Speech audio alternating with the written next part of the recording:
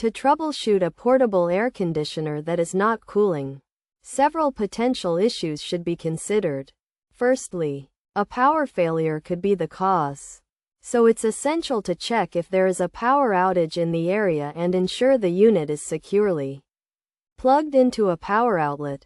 If the issue persists, trying a different outlet may resolve the problem. Another possible reason for the lack of cooling is air leakage, which can occur if cold air is escaping through the vent or hot air is entering the space. To address this, any nearby windows should be closed, and blinds or curtains can be used to insulate them. Additionally, the unit's vent hose should be inspected for any leaks, and if found, these can be covered with foam or bubble wrap. Lastly, the unit's fan may be obstructed, preventing cold air from circulating.